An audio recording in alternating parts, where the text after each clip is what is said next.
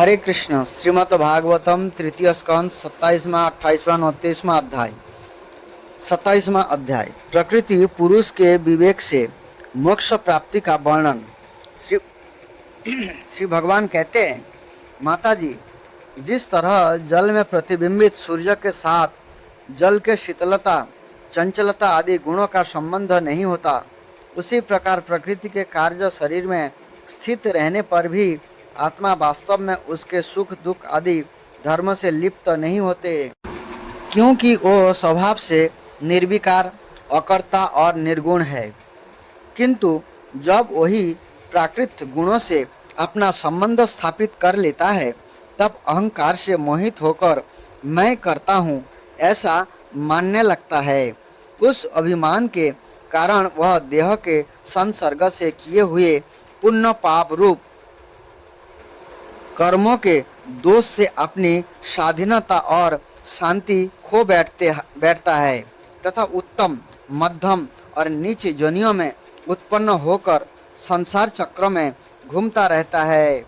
जिस प्रकार स्वप्न में भय, शोक आदि का कोई कारण ना होने पर भी स्वप्नों के पदार्थों में आस्था हो जाने के कारण दुख उठाना पड़ता है, उसी प्रकार भय, शोक, अहम, मम एवं जन्म मरण आदि रूप संसार की कोई सत्ता न होने पर भी अविधावश विषयों का चिंतन करते रहने से जीविका संसार चक्र कभी निवृत्ति नहीं होता। इसलिए बुद्धिमान मनुष्य को उचित है कि असन्मार्ग विषय चिंतन में फंसे हुए चित्त को तीव्र भक्ति योग और वैराग्य के द्वारा धीरे धीरे अपने बस में लावें। जम आदि योग साधनों के द्वारा श्रद्धापूर्वक अभ्यास चित्त को बारंबार एकाग्र करते हुए मुझ में सच्चा भाव रखने, मेरी कथा श्रवण करने, देह, इंद्रियों और मन में स्थित प्रतिबिंब से मेरी कथा श्रवण करने, समस्त प्राणियों में समभाव रखने, किसी से बैर ना करने, आसक्ति के त्याग, ब्रह्मचर्य, मौन व्रत और बलिष्ठ अर्थात भगवान की समर्पित किए हुए सधर्मों से जिसे ऐसी स्थिति प्राप्त हो गई है कि प्रारब्ध के अनुसार जो कुछ मिल जाता है उसी में संतुष्ट रहता है, परिमित भोजन करता है, सदा एकांत में रहता है, शांत स्वभाव है, सबका मित्र है, दयालु और धैर्यवान है, प्रकृति और पुरुष के वास्तविक रूप के अनुभव से प्राप्त हुए तत्व ज्ञान के कारण स्त्री पुत्र आदि संबंधियों के सहित इस देह में मैं मेरेपन का मिथ्या अभिनिवेश नहीं करता। बुद्धि की जागृत आदि अवस्था से भी अलग हो गया है तथा परमात्मा के सिवा और कोई वस्तु नहीं देखता।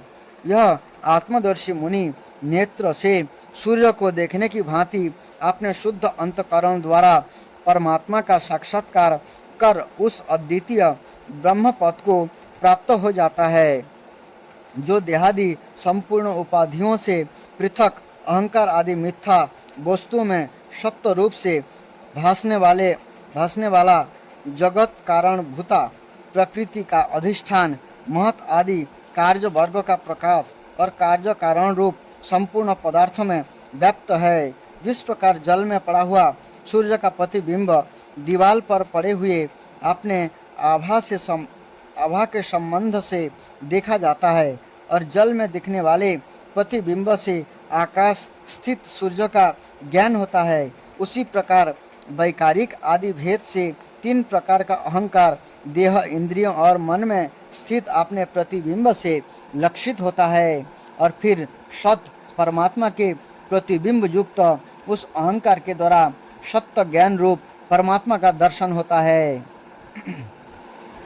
जो सुसुप्ति के समय निद्रा से शब्द आदि भूत सूक्ष्म इंद्रियों और मन बुद्धि आदि के अव्याकृत में लीन हो जाने पर स्वयं जागता रहता है और सर्वथा अहंकार शून्य है।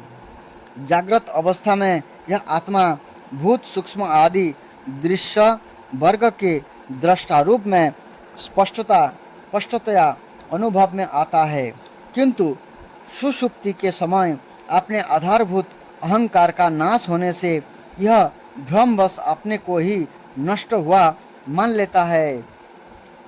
और जिस प्रकार धन का नाश हो जाने पर मनुष्य अपने को भी नष्ट हुआ मानकर अत्यंत व्याकुल हो जाता है, उसी प्रकार वह भी अत्यंत विवश होकर नष्टवत हो जाता है। माताजी, इन सब बातों का मनन करके विवेकी पुरुष अपने आत्मा का अनुभव कर लेता है, जो अहंकार के रहित संपूर्ण तत्व का अधिष्ठान और प्रकाशक है। देवहूति ने पूछा, प्रभु, पुरुष और प्रकृति दोनों ही नित्य और एक दूसरे के आश्रय से रहने वाला है, इसलिए प्रकृति तो पुरुष को कभी छोड़ ही नहीं सकती। ब्राह्मण, जिस प्रकार गंध और पृथ्वी तथा रस और जल की पृथक पृथक स्थिति नहीं हो सकती, उसी प्रकार पुरुष और प्रकृति भी एक दूसरे को छोड़कर नहीं रह सकते। अतः जिनके आश्रय से अकर्ता पुरुष को यह कर्म बंधन प्राप्त हुआ है, उन प्रकृति के गुणों के रहते हुए उसे केवल पद कैसे प्राप्त होगा? यदि तत्व का विचार करने से कभी यह संसार बंधन का तीव्र भय निवृत्त हो भी जाए, तो भी उसके निमित्त भूत प्राकृत गुणों का अभाव न होने से वह भय फिर से उपस्थित हो सकता है। श्री भगवान ने कहा, माताजी, जिस प्रकार अग्नि का उत्पत्ति स्थान अरुणी अपने से ही उत्पन्न अग्नि से जलकर भस्म हो जाती है, उसी प्रकार निष्काम भाव से किए हुए सधर्म पालन द्वारा अंतःकरण शुद्ध होने से बहुत समय तक भगवत कथा श्रवण द्वारा पुष्ट हुई मेरी तीव्र भक्ति से तत्व साक्षात्कार करने वाले ज्ञान से प्रबल वैराग्य से व्रत नियम आदि के सहित किए हुए धन्य भास से और चित्त की प्रगाढ़ एकाग्रता से पुरुष की प्रकृति अविधा दिन रात क्षीण होती हुई धीरे धीरे लीन हो जाती है। फिर नित्य प्रति दोष देखने से भोग कर त्यागी हुई वह प्रकृति अपने स्वरूप में स्थित और स्वतंत्र बंधन मुक्त हुए इस पुरुष का कुछ भी नहीं बिगाड़ सकती। जैसे सोए हुए पुरुष को स्वप्न में कितने ही अनर्थों का अनुभव करना पड़ता है, किंतु जग पड़ने पर उसे उन सपनों के अनुभव से किसी प्रकार का मोह नहीं होता। उसी प्रकार जिसे तत्व ज्ञान हो गया है और जो निरंतर मुझ में ही मन लगाए रहता है, उस आत्माराम मुनि का प्रकृति कुछ भी नहीं बिगाड़ सकती। जब मनुष्य अनेकों जन्मों में बहुत समय तक उस प्रकार आत्मचिंतन में ही निमग्न रहता है, तब उसे ब्रह्मलोक पर्यंत सभी प्रकार के भोगों से वैराग्य हो जाता है। मेरा यह धैर्यवान भक्त मेरी ही महती कृपा से तत्व ज्ञान प्राप्त करके आत्मभाव के द्वारा सारे संशय से मुक्त हो जाता है और फिर लिंग देह का नाश होने पर एकमात्र मेरे ही आश्रित अपने स्वरूपभूत कैवल्य संगक मंगलमय पद को सहज में ही प्राप्त कर लेता है, जहाँ पहुँचने पर जोगी फिर लौटकर नहीं आता। माताजी, यदि जोगी का चित्त जोग साधन से बड़ी हुई मायामयी अनिमादि सिद्धियों में जिनकी प्राप्ति का जोग के सिवा दूसरा कोई साधन नहीं फंसता, तो उसे मेरा वह अविनाशी परम पद प्राप्त होता है, जहाँ मृत्यु की कुछ भी दाल नहीं गलती। मृत्यु की कुछ भी दाल नहीं गलती। 28वां अध्याय। कपिल भगवान कहते हैं, माताजी, अब मैं तुम्हें सजीव अर्थात ध्येय स्वरूप के अवलंबन से युक्त अर्थात योग का लक्षण बताता हूँ, जिसके द्वारा चित्त शुद्ध एवं प्रसन्न होकर परमात्मा के मार्ग में प्रवृत्त हो जाता है। जस शक्ति शास्त्र विहित सधर्मों का पालन करना तथा शास्त्र विरुद्ध आचरण का परित्याग करना, प्रारब्ध के अनुसार जो कुछ मिल जाए उसी में संतुष्ट रहना, आत्मज्ञानियों के चरणों की पूजा करना, विषय वासनाओं को बढ़ाने वाले कर्मों से दूर रहना, संसार बंधन से छुड़ाने वाले धर्मों में प्रेम करना, पवित्र और परिमित भोजन करना, निरंतर एकांत और निर्भय स्थान में रहना, मन वाणी और शरीर से किसी जीव को न सताना, सत्य बोलना, चोरी ना करना, आवश्यकता से अधिक वस्तुओं का संग्रह ना करना, ब्रह्मचर्य का पालन करना, तपस्या करना अर्थात धर्म पालन के लिए कष्ट सहना, बाहर भीतर से पवित्र रहना, शास्त्रों का अध्ययन करना, भगवान की पूजा करना, वाणी का संयम करना, उत्तम आसनों का अभ्यास करके स्थिरता पूर्वक बैठना, धीरे धीरे प्राणायाम के द्वारा सांस को जीतना, इंद्रियों को मन के द्वारा विषयों से हटाकर अपने हृदय में ले जाना, मूलाधार आदि किसी एक केंद्र में मन के सहित प्राणों को स्थिर करना, निरंतर भगवान की लीलाओं का चिंतन और चित्त को समाहित करना। इससे तथा व्रत दान आदि दूसरे साधनों से भी साधनों के साथ प्राणों को जीतकर बुद्धि के द्वारा अपने कुमार्गगामी दुष्ट चित्त को धीरे धीरे एकाग्र करे, परमात्मा के ध्यान में लगावें। पहले आसन को जीते, फिर प्राणायाम के अभ्यास के लिए पवित्र देश में कुश मृग चर्मा आदि से युक्त आसन बिछावे, उस पर शरीर को सीधा और स्थिर रखते हुए सुख पूर्वक बैठकर अभ्यास करे। आरंभ में पूरक, कुंभक और रेचक क्रम से अथवा उससे विपरीत रेचक, कुंभक और पूरक करके प्राण के मार्ग का शोधन करे, जिससे चित्त स्थिर और निश्चल हो जाए। जिस प्रकार वायु और अग्नि से तपाया हुआ सोना अपने मल को त्याग देता है, उसी प्रकार जो योगी प्राण वायु को जीत लेता है उसका मन बहुत शीघ्र शुद्ध हो जाता है। अतः योगी को उचित है कि प्राणायाम से वात, पित्त आदि जनित दोषों को, धारणा से पापों को, प्रत्याहार से विषयों के संबंधों को और ध्यान से भगवत दिमुख करने वाले राग, देश आदि गुणों को दूर करे। जब योग का अभ्यास करते करते चित्त निर्मल एकाग्र हो जाए, तब नासिका के अग्रभाग में दृष्टि जमाकर इस प्रकार भगवान की मूर्ति का ध्यान करे। भगवान का मुख कमल आनंद से प्रफुल्ल है, नेत्र कमल कोश के समान रत्नारे है, शरीर नील कमल के समान श्याम है, हाथों में शंख चक्र और गदा धारण किए है, कमल की केसर के समान पीला रेशमी वस्त्र लहरा रहा है, वक्षस्थल में श्रीवत्स चिन्ह है और गले में कस्तूभ मणि झिलमिला रही है, बनमाला चरणों तक लटकी हुई है, जिसके चारों ओर भौरे सुगंध से मत वाले होकर मधुर गुंजार कर रहे हैं। अंग प्रत्यंग में महामूल्यहार, कंकण, किरीट, भुजबंध और नूपुर आदि आभूषण विराजमान है। कमर में करधनी की लड़ियां उसकी शोभा बढ़ा रही है। भक्त के हृदय कमल ही उनके आसन है। उनका दर्शनीय श्याम सुंदर स्वरूप अत्यंत शांत एवं मन और नयन को आनंदित करने वाला है। उनकी अति सुंदर किशोर अवस्था है। ये भक्तों पर कृपा करने के लिए आतुर हो रहे हैं।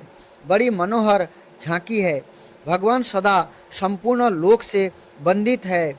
उनका पवित्र जस परम कीर्तनीय है और ये राजा बलि आदि परम यशस्वियों के भी जस को बढ़ाने वाले हैं। इस प्रकार नारायण देव का संपूर्ण अंग के सहित तब तक ध्यान करे जब तक चित्त वहाँ से हटे नहीं।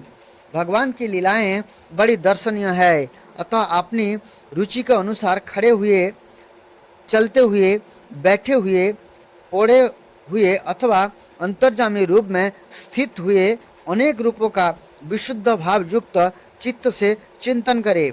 इस प्रकार योगी जब यह अच्छी तरह से देख ले कि भगवत ग्रह में चित्त की स्थित हो गई, तब यह उनके समस्त अंगों में लगे हुए चित्त को विशेष रूप से एक एक अंग में लगावे। भगवान के चरण कमलों का ध्यान करना चाहिए। ये वज्र, अंकुश, ध्वजा और कमल के मंगलमय चिन्हों से युक्त है तथा अपने उभरे हुए लाल लाल शोभामय नख चंद्र मंडल की चंद्रिका से ध्यान करने वालों के हृदय के अज्ञान रूप घोर अंधकार को दूर कर देते हैं। इन्हीं की धोवन से नदियों में श्रेष्ठ श्री गंगा जी प्रकट हुई थी, जिनके पवित्र जल को मस्तक पर धारण करने के कारण स्वयं मंगल रूप श्री महादेव जी और भी अधिक मंगलमय हो गए। ये अपना ध्यान करने वालों के पाप रूप पर्वतों पर छेड़े हुए इंद्र के वज्र के समान है। भगवान के इन चरण कमल का चिरकाल तक चिंतन करे। भव भयहारी अजन्मा श्री हरि की दोनों पिंडलियों एवं घुटनों का ध्यान करे, जिनकी विश्व विधाता ब्रह्मा जी की माता सुरबंदिता कमल लोचना लक्ष्मी जी अपनी जांघों पर रखकर अपने कांतिमान कर किशलयों की कांति से लाड़ लड़ाती रहती है। कर किशलयों की कांति से लाड़ लड़ाती रहती है, अर्थात चरणों की सेवा करते हैं। भगवान की जांघों का ध्यान करे, जो असली के फूल के समान नील वर्ण और बल की निधि है तथा गरुड़ जी की पीठ पर शोभायमान है। भगवान के नितंब बिंब का ध्यान करे, जो एड़ी तक लटके हुए पीताम्बर से ढका हुआ है और उस पीताम्बर के ऊपर पहनी हुई सुवर्णमयी करधनी की लड़ियों को आलिंगन कर रहा है। संपूर्ण लोगों के आश्रय स्थान भगवान के उदर देश में स्थित नाभि सरोवर का ध्यान करे। इसी में से ब्रह्मा जी का आधारभूत सर्वलोकमय कमल प्रकट हुआ। फिर प्रभु के श्रेष्ठ मरकतमणि सदिश दोनों स्तनों का चिंतन करे, जो वक्षस्थल पर पड़े हुए शुभ्र हीरों की किरणों से गौर वर्ण जान पड़ते हैं। इसके पश्चात पुरुषोत्तम भगवान के वक्षस्थल का ध्यान करे, जो लक्ष्मी जी का निवास स्थान और लोगों के मन एवं नेत्र को आनंद देने वाला है। फिर संपूर्ण लोगों के वंदनीय भगवान के गले का चिंतन करे, जो मानो कौस्तुभ मणि को भी सुशोभित करने के लिए ही उसे धारण करता है। समस्त लोकपालों की आश्रय भूता भगवान की चारों भुजाओं का ध्यान करे, जिनमें धारण किए हुए कंकण आदि आभूषण समुद्र मंथन के समय मंद्राचल की रगड़ से और भी उजले हो गए हैं।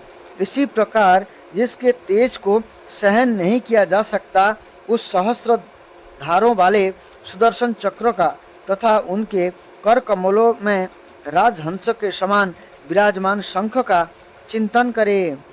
फिर विपक्षी वीरों के रुधिर से सनी हुई प्रभु की प्यारी कमुत की गदा का भोरों के शब्दों से गुंजायमान बनमाला का और उनके कंठ में सुशोभित संपूर्ण जीवों के निर्मल तत्व स्वरूप कौस्तुभ मणि का ध्यान करे। भक्तों पर कृपा करने के लिए ही यहाँ साकार रूप धारण करने वाले श्री हरि के मुख कमल का ध्यान करे, जो सुघड़ नासिका से सुशोभित है और झिलमिलाते हुए मकराकृत कुंडलों के हिलने से अतिशय प्रकाशमान स्वच्छ कपलों के कारण बड़ा ही मनोहर जान पड़ता है।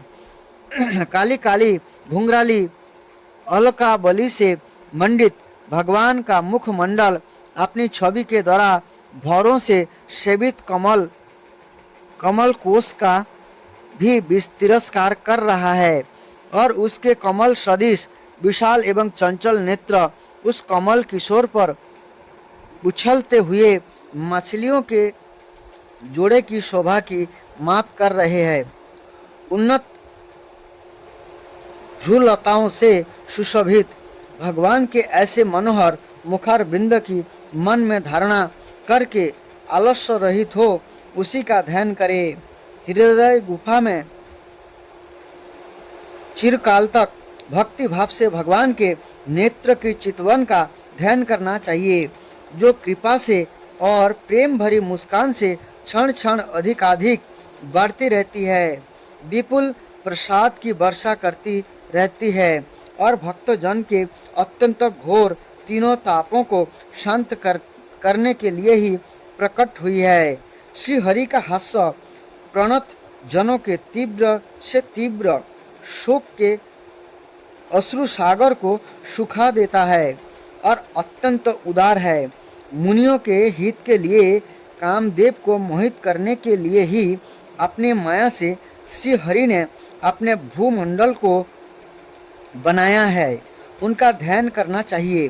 अत्यंत प्रेमाद्र भाव से अपने हृदय में विराजमान श्री हरि के खिलखिलाकर हंसने का ध्यान करे, जो वस्तुतः ध्यान के ही योग्य है तथा जिसमें ऊपर और नीचे के दोनों होठों की अत्यधिक अरुण कांति के कारण उनके कुंडलों के समान शुभ्र छोटे छोटे दांतों पर लालिमा सी प्रतीत होने लगी है। इस प्रकार ध्यान में तन्मय होकर उनके सिवा किसी अन्य पदार्थों के देखने की इच्छा ना करे।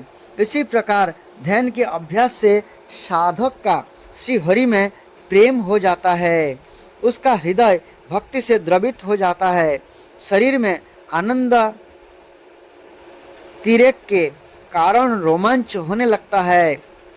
उत्कंठा जनित प्रेम अश्रुओं की धाराओं में यह बारंबार अपने शरीर को नहलाता है और फिर मछली पकड़ने कांटे के समान श्री हरि को अपनी ओर आकर्षित करके साधन रूप अपने चित्त को भी धीरे धीरे ध्येय वस्तु से हटा लेता है।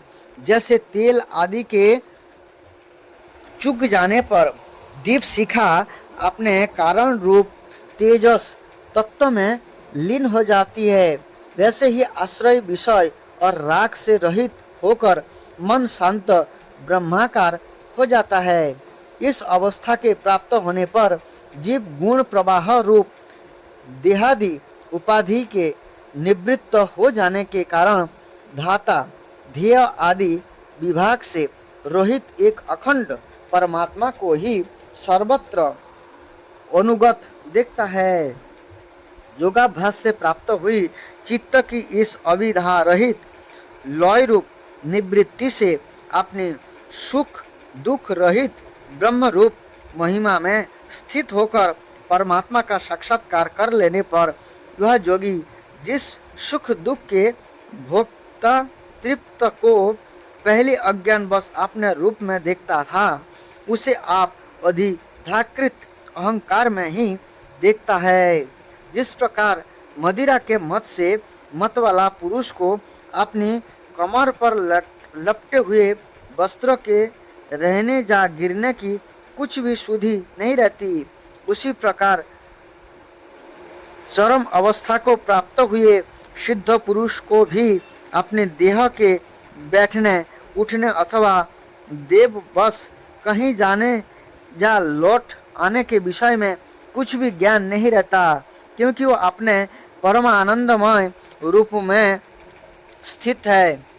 उसका शरीर तो पूर्व जन्म के संस्कार के अधीन है, अतः जब तक उसका आरंभक प्रारब्ध शेष है तब तक वह इंद्रियों के सहित जीवित रहता है। किंतु जिसे समाधि पर्यंत योग की स्थिति प्राप्त हो गई है और जिसने परम तत्व को भी भली भांति जान लिया है, यह सिद्ध पुरुष पुत्र कलत्रादि के सहित इस शरीर को स्वप्नों में प्रतीत होने वाले शरीर के समान फिर स्वीकार नहीं करता, फिर उसमें अहमता ममता नहीं करता। जिस प्रकार अत्यंत स्नेह के कारण पुत्र और धन आदि में भी साधारण जीवों की आत्मबुद्धि रहती है, किंतु थोड़ा सा विचार करने से ही ये उनसे स्पष्टतया अलग दिखाई देते हैं। इसी प्रकार जिन्हें यह अपना आत्मा मान बैठता है, उन देहादि से भी उनका साक्षी पुरुष पृथक ही है। जिस प्रकार जलती हुई लकड़ी से चिंगारी से स्वयं अग्नि से ही प्रकट हुए धुएं से तथा अग्नि रूप मानी जाने वाली उस जलती हुई लकड़ियों से भी अग्नि वास्तव में पृथक है, उसी प्रकार भूत इंद्रियों और अंतःकरण से उनका साक्षी आत्मा अलग है तथा जीव कहलाने वाले उस आत्मा से भी ब्रह्म भिन्न है और प्रकृति से उसके संचालक पुरुषोत्तम भिन्न है।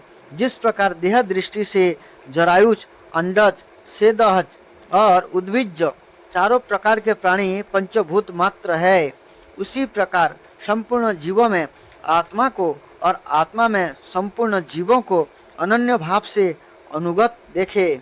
जिस प्रकार एक ही अग्नि अपने पृथक पृथक आश्रयों में उनकी विभिन्नता के कारण भिन्न भिन्न आकार का दिखाई देता है, उसी प्रकार देव, मनुष्य आदि शरीरों में होने वाला एक ही आत्मा अपने आश्रयों के गुण भेदक कारण भिन्न भिन्न प्रकार का भासता है। अतः भगवान का भक्त जीव के स्वरूप को छिपा देने वाली कार्य कारण रूप से परिणाम को प्राप्त हुए भगवान की इस अचिंत शक्तिमय माया की भगवान की कृपा से ही जीतकर अपने वास्तविक स्वरूप ब्रह्म रूप में स्थित होता है। 29वां अध्याय भक्ति का मर्म और काल की महिमा। देवहूति ने पूछा, प्रभु प्रकृति, पुरुष और महत तत्व आदि का जैसा लक्षण सांख्य शास्त्रों में कहा गया है तथा जिसके द्वारा उनका वास्तविक स्वरूप अलग अलग जाना जाता है और भक्ति योग को ही जिसका प्रयोजन कहा गया है वह आपने मुझे बताया। आप कृपा करके भक्ति योग का मार्ग मुझे विस्तार पूर्वक बताइए। इसके सिवा जीवों की जन्म मरण रूपा अनेक प्रकार की गतियों का भी वर्णन कीजिए, जिनके सुनने से जीव को सब प्रकार की वस्तुओं से वैराग्य होता है, जिसके भय से लोग शुभ कर्मों में प्रवृत्त होते हैं और जो ब्रह्म आदि का भी शासन करने वाला है। उस सर्वसमर्थ काल का स्वरूप भी आप मुझसे कहिए। ज्ञान दृष्टि के लुप्त हो जाने के कारण देहादि मिथ्या वस्तुओं में जिन्हें आत्म अभिमान हो गया है तथा बुद्धि के कर्मासक्त रहने के कारण अत्यंत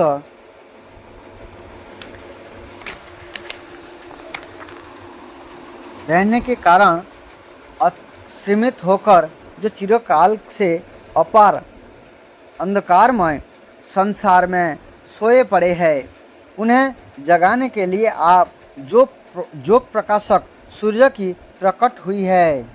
मैत्र जी कहते हैं, कुरुश्रेष्ठ विदुर जी, माता के ये मनोहर वचन सुनकर महामुनि कपिल ने उनकी प्रशंसा की और जीवों के प्रति दया से द्रवीभूत हो बड़ी प्रसन्नता के साथ उनसे इस प्रकार बोले।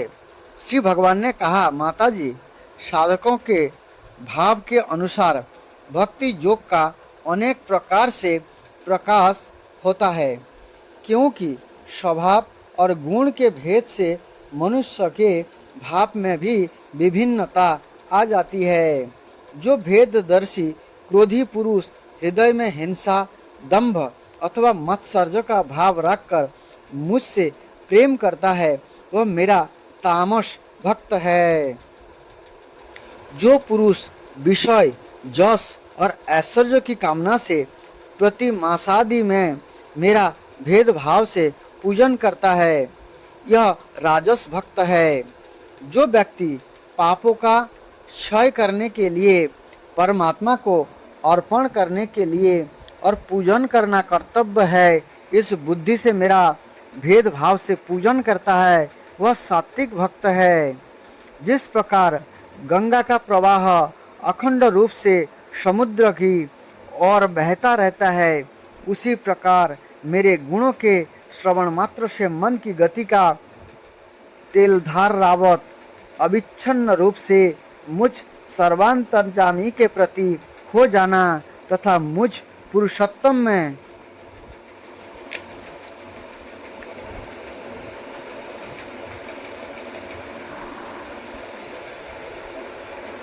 निष्काम और अनन्य प्रेम होना, यह निर्गुण भक्ति का लक्षण कहा गया है।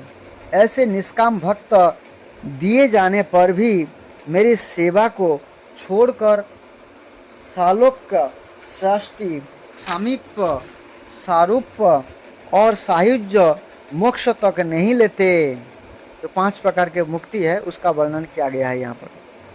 भागवत सेवा के लिए मुक्ति का तिरस्कार करने वाला यह भक्ति जो कि परम पुरुषार्थ अथवा साध्य कहा गया है, इसके द्वारा पुरुष तीनों गुणों को लांघकर मेरे भाव को, मेरे प्रेम रूप अप्राकृत स्वरूप को प्राप्त हो जाता है।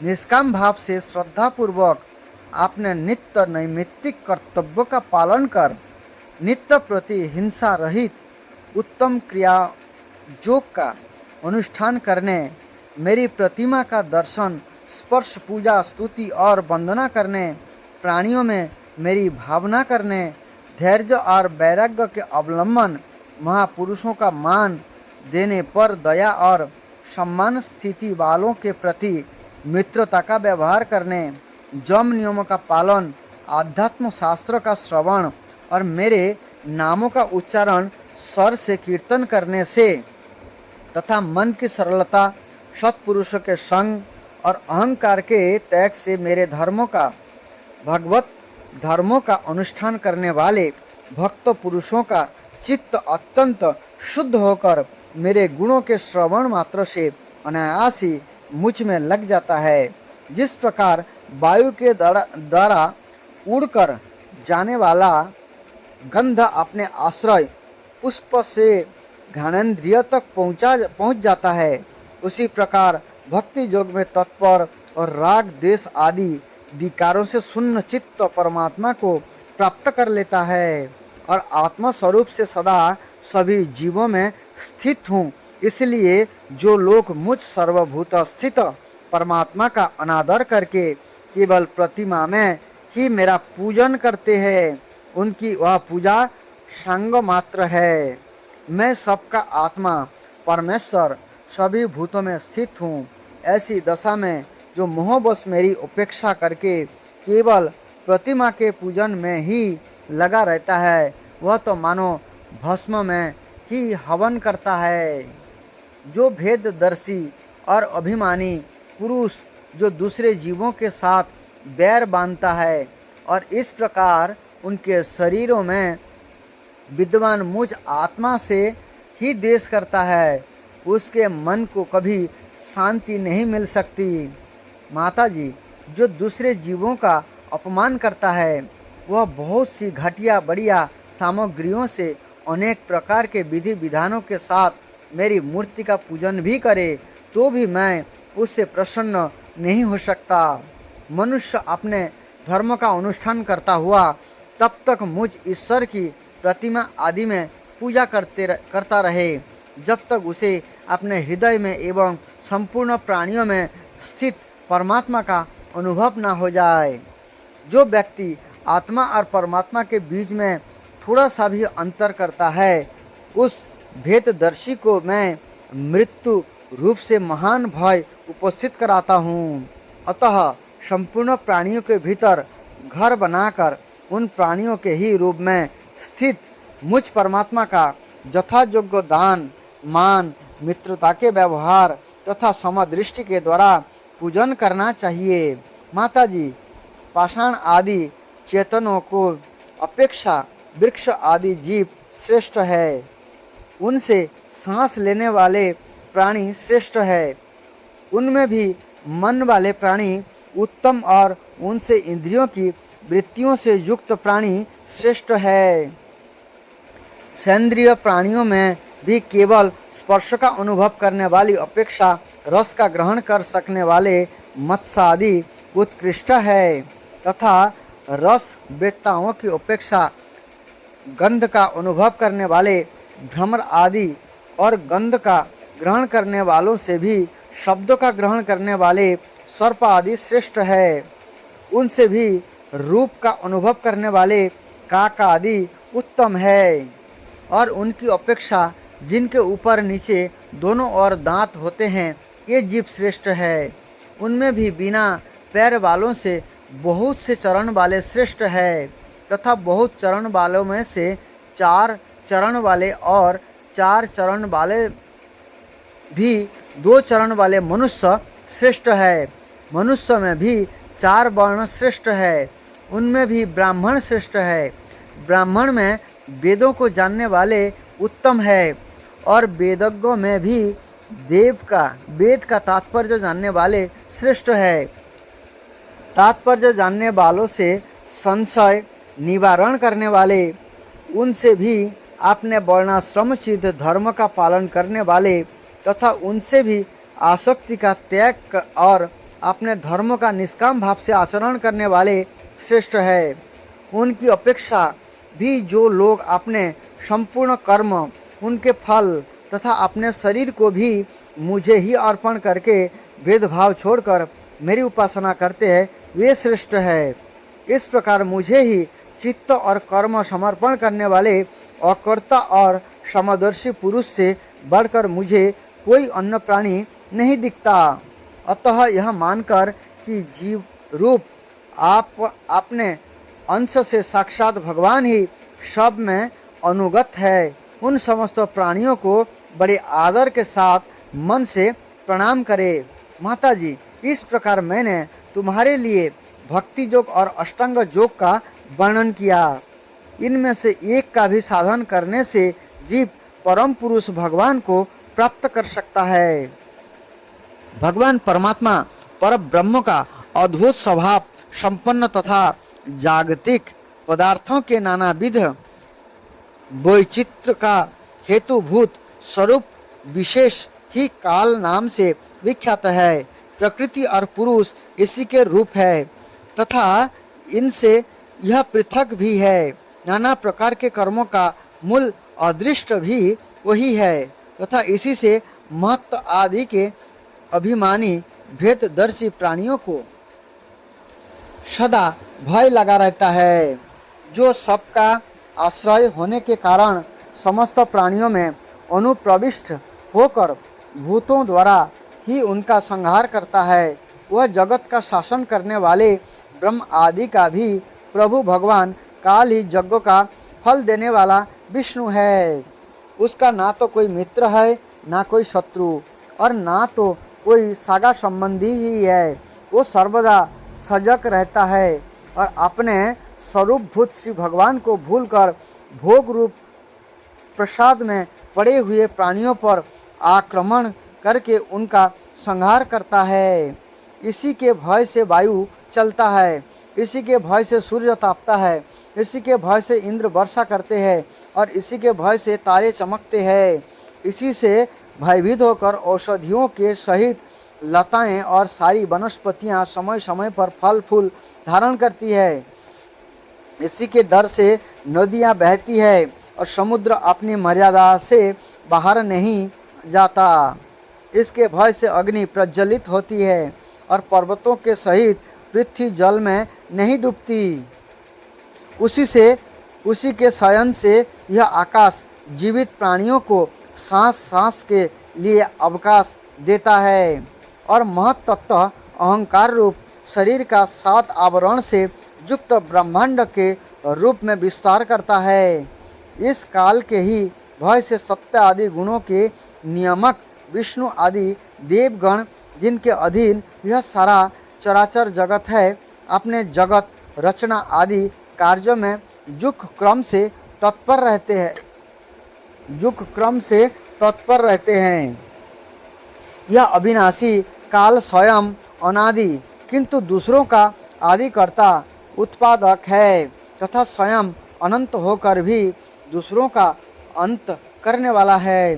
वह पिता से पुत्र की उत्पत्ति कराता हुआ सारे जगत की रचना करता है और अपनी संहार शक्ति मृत्यु के द्वारा जमराज को भी मरवा कर इसका अंत कर देता है। इस प्रकार से भगवान ने अष्टांग योग और भक्ति योग का वर्णन किया है। हरे कृष्ण।